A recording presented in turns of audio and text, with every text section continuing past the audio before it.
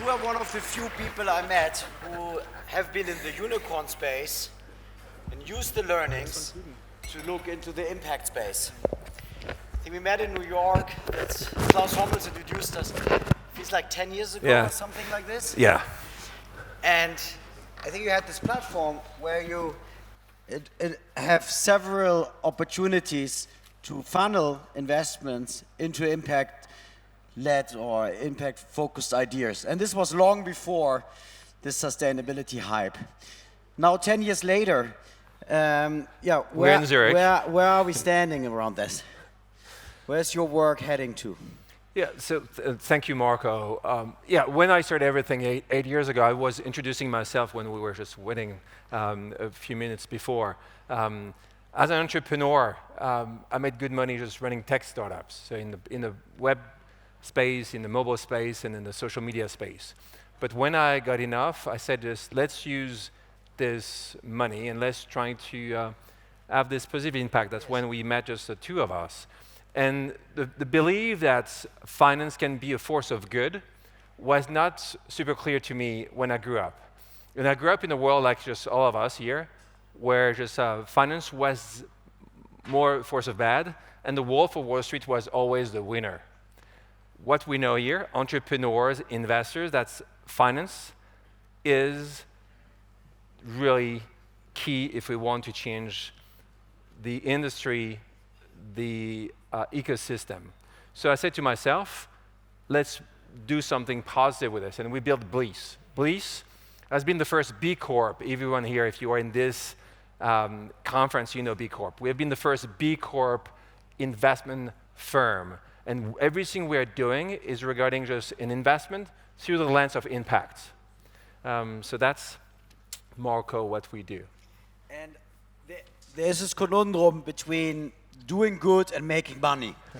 How do you balance this? Because I know you also have outside investors, and impact is nice, but as we know from BlackRock, the Texas state money recently took the money out after Larry Fink gave his big sustainability speech.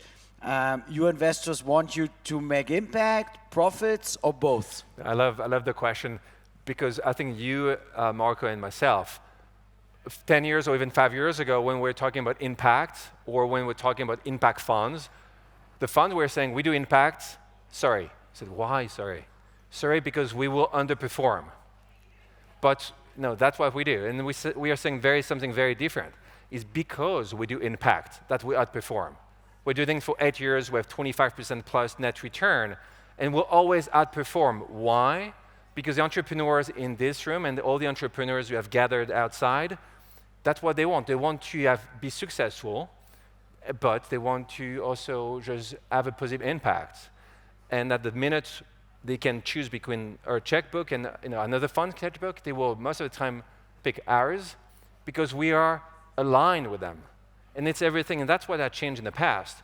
You can say you can do good, and for sure, you can outperform others. So, and if you are not doing so, money will never go to this impact startups or the impact world, and it's normal because humans are humans. So humans are not perfect.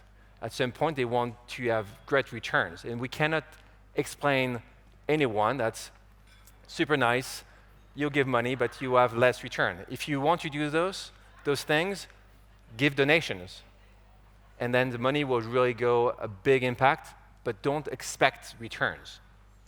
Is there something like an early mover disadvantage in sustainability investing? You were one of the earlier ones. Do you feel like having an advantage by finding sustainability and profits at the same time? Yeah, it's hard to say. I don't see this as competition. I would love having more and more funds doing the same. So I think we are special. I think we are different, and that's how we see ourselves, but not saying just we are better than others. We're just more aligned than others. And we're talking about a lot of mission. I've heard this morning a lot of mission, purpose, and maybe if you don't mind, just I want to interact with your guests. Can you raise your hand? A question about mission and purpose. Because a lot of time we're talking about mission when we should talk about purpose. Can you raise your hand if you believe that Amazon is mission-led? Do you think it's a mission-driven organization? Yes or no? Can you raise your hand if you think it's a mission-driven organization? Some of you? Yeah, a few. And I do believe it's true, but do you think it's a purpose-led organization? No. Amazon? Yeah, Amazon. Yeah, purpose to make money. Yeah. So mission. So that's the thing. Just a lot of people, and I'm asking also entrepreneurs and also investors to be careful between the mission and the purpose. Amazon is mission-driven. I agree with you. They want to bring, any goods to you at the cheapest price. So they are consumer-driven. It's a mission for them, but they have no purpose to my opinion. And that's why we see more and more entrepreneurs will be successful because they are able to put purpose at the core of what they do. It's not after, it's backed in. How do you measure all this impact? When you invest in a company, do you define with an entrepreneur, the founder, like 2-3 numbers, and then you agree on some data sources, and then you also communicate those numbers to your investors, your LPs? Yeah, no, it's a good question. So I'm talking about alignments, and you will see this all about this. We have to be aligned. So we are aligned as an investment firm. So I told you the first B Corp investment firm, but everyone's working at blisce is giving away 20% of what they will be making to nonprofit. They are giving 5% of their time every month to nonprofit. When we back entrepreneurs, we're asking them, that's back to your question, very clear, specific questions in terms of assessment for sure, but the impact. And we go deep. We have a specific due diligence on the impact. So it's not having a great entrepreneur telling me, I will change the world. It's saying, what are you doing now? And what you want to expand or just improve for sure. But we're also asking specific clauses in the term sheet. For example, we have something on recruitment. We want you to have a real diverse team. What does that mean? We want to have those conversations at the board level. So we lead everything we do. We don't follow. We're not waiting for someone to say something is good. Either the team believes something is good, and we do it. So 80% of what we do is leading. And so we do Series A+ to C-.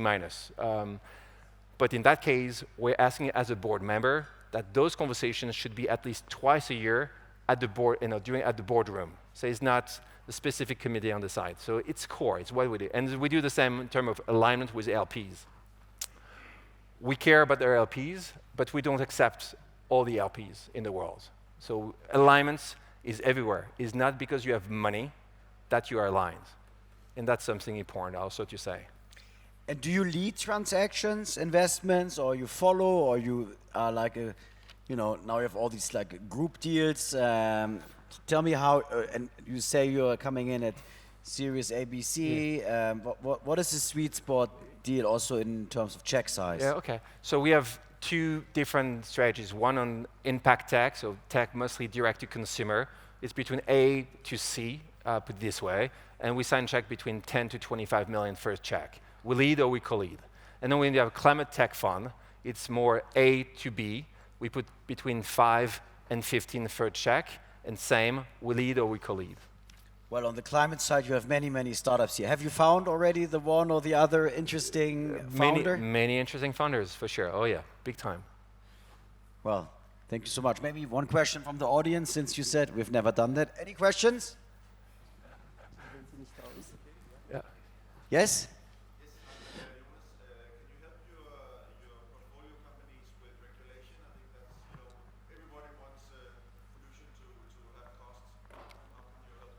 So good questions. We have a platform team in the US. So we have 2 teams, US and Europe. So we do only investment in Western Europe and the US. And we have platform teams, so helping, to your point, is the entrepreneurs to see what's going outside. How can we help them to grow on D&I, on climate, on everything we can do.